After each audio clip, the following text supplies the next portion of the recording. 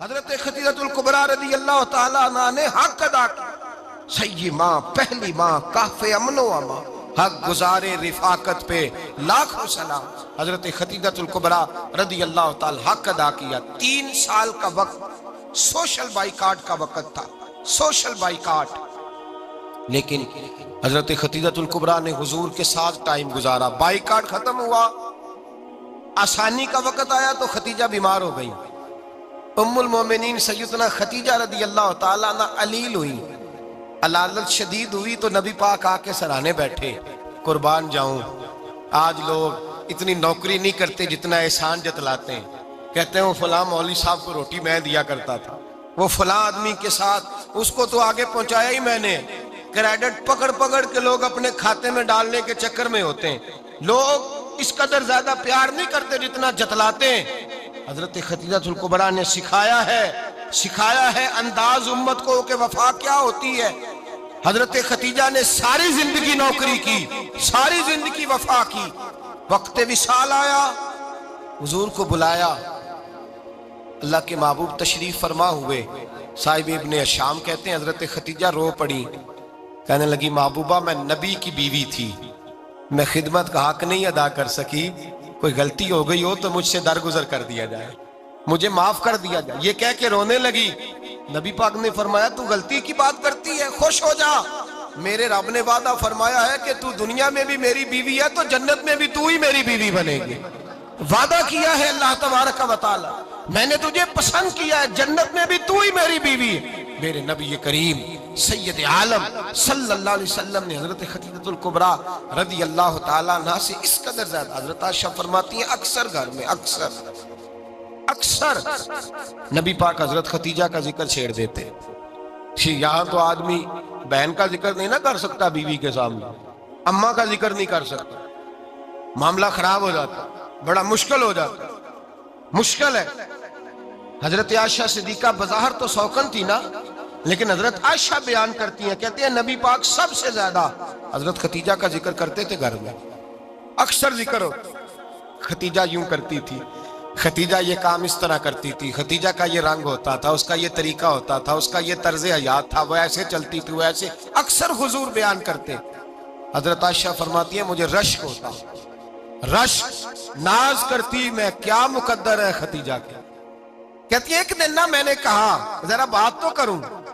کہتی ہے نبی پاک گوشت لائے، مجھے کہا عائشہ ذرا گوشت صاف کرو، پکاؤ اور ذرا شوربہ زیادہ کرنا. کہتی ہے میں نے وہ گوشت لیا، صاف کرنے لگی. میں نے کہا حضور شوربہ کیوں زیادہ کرنا ہے، مہمان آنے والے ہیں، کچھ لوگوں کو آنا ہے. تو نبی پاک نے فرمایا نہیں، آنا تو کسی نے نہیں، مجھے پتا چلا ہے مدینے میں خدیجہ کی کچھ سہیلیاں آئی ہیں، میرا دل کرتا ہے کچھ سالن بطور تحفہ ان کو بھی بھیج دیں. ذرا زیادہ پکانا، خدیجہ کی سہیلیوں کو میں نے سالن بھیجنا ہے، تحفہ دینا ہے. حضرت عائشہ کہتی ہیں ایک جملہ ہلکا سا، بے ضرر سا، بڑا دھیما سا، بچ کے بڑا اپنے آپ کو محتاط کر کے، میں نے کہا یا رسول اللہ صلی اللہ علیہ وسلم آپ خدیجہ کا ذکر بہت کرتے ہیں. حضور وہ تو عمر میں 15 سال بڑی تھی. یا رسول اللہ صلی اللہ علیہ وسلم اللہ نے آپ کو جوان اور خوبصورت بیویاں دی، آپ خدیجہ کا ذکر کرتے ہیں. فرماتی ہیں یہ بات کہہ کے میں خاموش ہو گئی، میرا خیال تھا جواب آئے گا، دیر ہو گئی، حضور جواب نہیں دیتے. کہتے ہیں میں نے یوں نظر اٹھا کے دیکھا تو چہرہ مبارک سرخ ہو گیا، اور رسول پاک نے فرمایا عائشہ آج بات کی ہے، آج کے بعد یہ بات نہ کرنا. میں نے کہا حضور کیا ہوا؟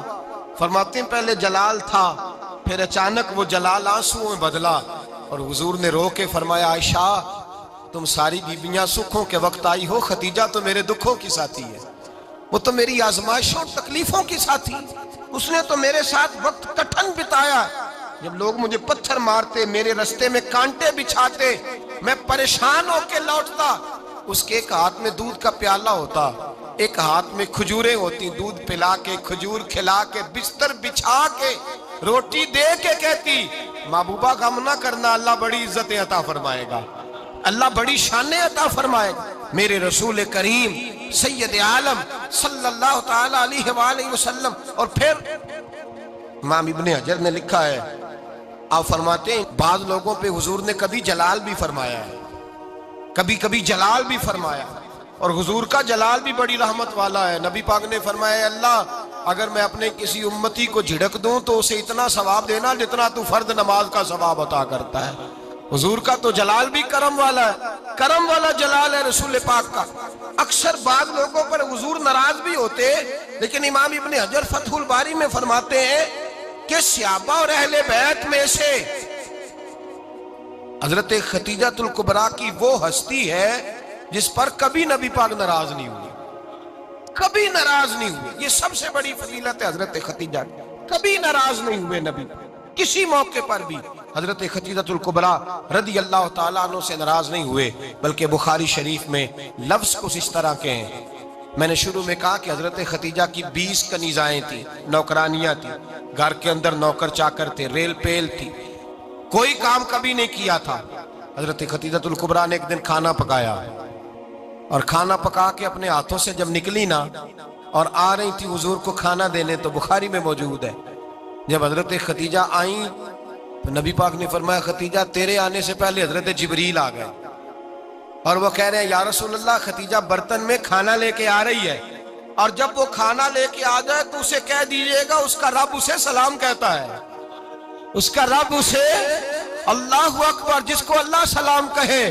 فاضل بریلوی فرماتے ہیں حق گزارے رفاقت پہ لاکھوں, حق گزارے رفاقت پہ لاکھوں سلام, حق گزارے رفاقت پہ لاکھوں سلام. حضرت ختیجہ الکبریٰ رضی اللہ تعالیٰ عنہ کو رب تعالیٰ کے سلام آئے. محسنہ, اس امت کی محسنہ. کسی کا کوئی انتقال کر جائے تو 3 دن سے زیادہ سوگ نہ کرے. وہ عورت سوگ کرے گی جس کا خامن چلا گیا, 4 مہینے اور 10 دن سوگ کرے گی. لیکن جب حضرت ختیجہ کا وصال ہوا اور انہی قریب ایام میں جناب ابو طالب کا وصال ہوا, رسول پاک نے اس سال کا نام غم کا سال رکھا. اس سال کا نام غم کا سال. اصل بات یہ نہیں کہ معاشرہ بگڑ گیا ہے, اصل مسئلہ یہ ہے کہ اس کو سنوارنے میں کسی نے آگے بڑھ کے کردار ادا نہیں کیا. اصل بات یہ نہیں کہ لوگ بروں کے پیچھے لگ گئے ہیں, اصل بات یہ ہے, جاگ کے سنیے, اصل بات یہ ہے کہ ہم نے اچھوں کا ذکر نہیں چھیڑا, ہم نے خیر والے لوگوں کی بات بیان نہیں کی, ہم نے ان لوگوں کے تذکار نہیں سنائے. ہم تو اپنی بیٹی کو جب بٹھاتے ہیں تو اسے کہتے ہیں فلانے کی بچی ڈاکٹر بن گئی ہے, اسے پرواہ نہیں خامد کی. اور فلاں کی بچی انجینئر بن گئی ہے, اسے کیا فکر ہے اب خامد کمائے نہ کمائے. وہ دیکھو بچی کہاں تک پہنچ گئی ہے, بیٹے کچھ کر لے. بچی کو جب بھی بات سکھاؤ یا ختیجہ الکبریٰ رضی اللہ تعالیٰ عنہ کی بتاؤ یا فاطمہ الزہرا کی بتاؤ, یا حضرت عائشہ صدیقہ کی بات سناؤ یا جناب حفصہ کی سناؤ. ہم ان لوگوں کا طریقہ تو بچے فالو کسے کر رہے ہیں, وہ کس کی پیروی کر رہے ہیں.